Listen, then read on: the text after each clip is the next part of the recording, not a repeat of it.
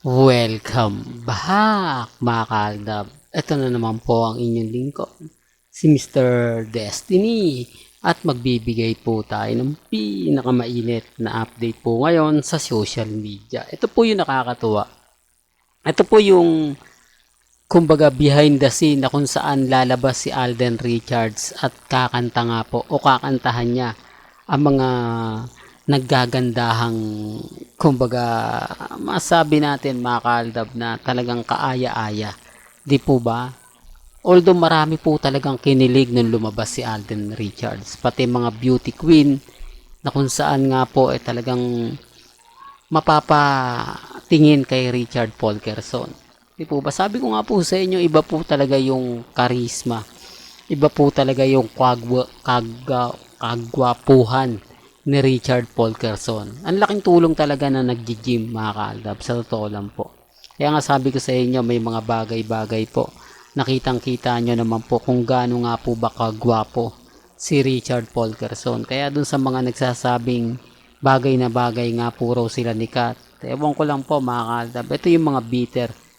Di po ba? Kasi bakit naman po, gaya ng sinasabi ko mga pinapaliwanag ko, ito wala pong edited dito mga kaaldab. Hindi to scripted at wala pong kumbaga masasabi natin na gamitan. Di po ba? Ito naman po yung kagandahan nyo kay Mr. Destiny. Ito naman po yung mga bagay-bagay na mapapaisip din po kayo. Di po ba? Tapos yung mga post ni Maine, talagang umaayon naman po talaga sa mga nangyayari at nagaganap. Kaya lang syempre mga kaaldab, haldab po ako eh. Normal lang po para sa akin na magbigay ng update at mga kaganapan po kay Maine Polkerson. Basagin sila, ipahayag yung ano nga po ba yung update, ano na nga po ba yung kaganapan. Gaya nga po ng Boracay, di po ba madilim? O maraming sumisimpatya sa akin. Maraming nagsasabi, oo nga Mr. Destiny, bakit kailangan pang diliman? Di po ba? Alam naman natin kung bakit nila ginagawa yan. Yung iba nagsasabi, nako, bitter ka talaga Mr. Destiny. Alam naman natin at mukha naman yun ni Congressman eh. Siyempre madilim na kaya kuha sa cellphone, hindi na maganda. May flashlight po ang cellphone, di po ba? At maganda po ang mga gamit nila Mengay, nila Congressman na cellphone. Talagang sinadya lang po nila. Di po ba? Talagang masasabi natin na parang may mali. Di po ba? Ito na po mga kaldab, napakasimple lang. Alam po ni Congressman, alam po ni Ibiang, alam po ni Maine Polkerson na ang Aldab hindi nawawala. Na ang Aldab na andyan pa rin. Na ang Aldab hindi nagpapatinag. Di po ba? Totoo naman po eh. Hindi tayo basta-basta nagpapatalo o nagpapadaig. Sinasabi ko lang po ito para lang po sa kaalaman ng lahat. Sinasabi ko lang po ito sa mga taong dumadaan at bumibisita po sa channel ni Mr. Destiny. Kaya nga po ako nagbibigay ng mga ganito, mga update na mapapaisip naman po talaga kayo. Di po ba? Real talk mga kaaldab. Alam na po nila Mengay na may mga ganun. Pero bakit ginagawa pa rin ni Maine? Alam kasi ni Maine na ito mag-isip kayo kung sino nga po ba siya. Para sa Aldab yun. Hindi naman po para sa Armin yun eh. Hindi naman po yung para sa mga Maine fanatics. Yung mga post ni Mengay paminsan-minsan pabor sa Aldab Nation. Kaya lang pag sinasabi ko yan, marami nagre-react. Maraming galit na galit. Itigil ko na raw daw po ang pagpapantasya. 2024 na po raw at dapat daw magbago na ako ng content. Kailan daw po ako magigising pag 2030 na? Grabe no? Ganyan po sila kabiter sa akin.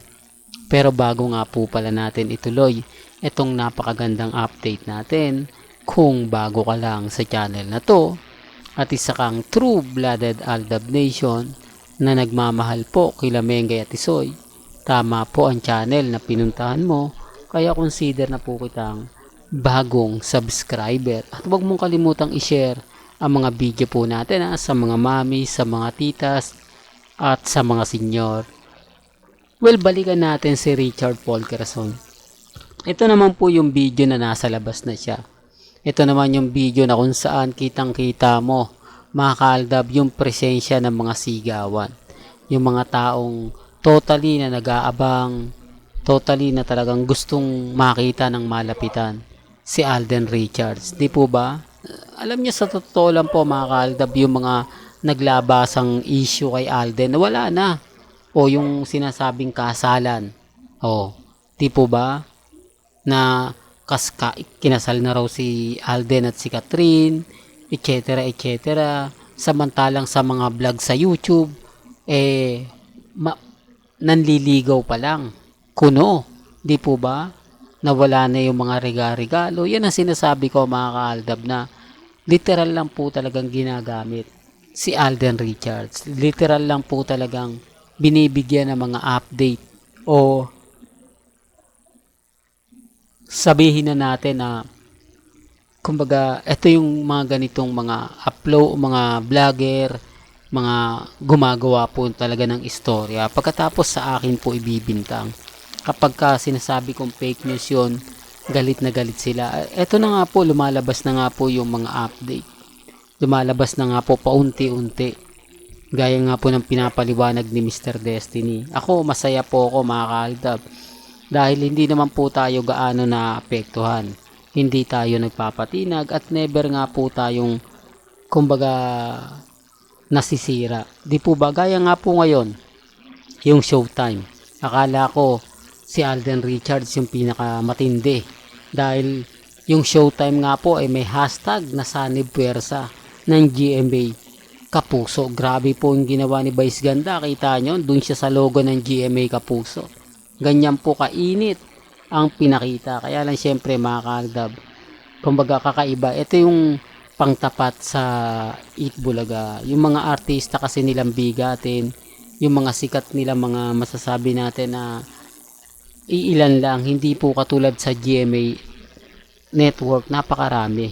Di po ba kaya, pwede nilang i-guess yung mga artista na galing din po mismo sa ABS-CBN na magkakasama din sila.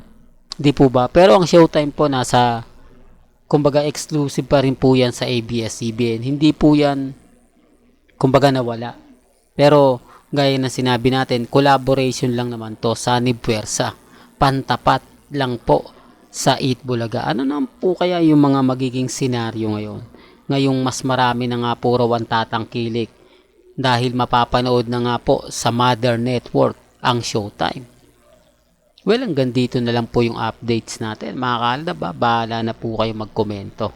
Kaya kung gusto nyo pa po ng pinaka-latest at sariwang update, abay tumutok lang po kayo dito po sa channel ni Mr. Destiny para updated po kayo sa mga latest at sa mga bagong video po na ilalabas po natin maya-maya lang.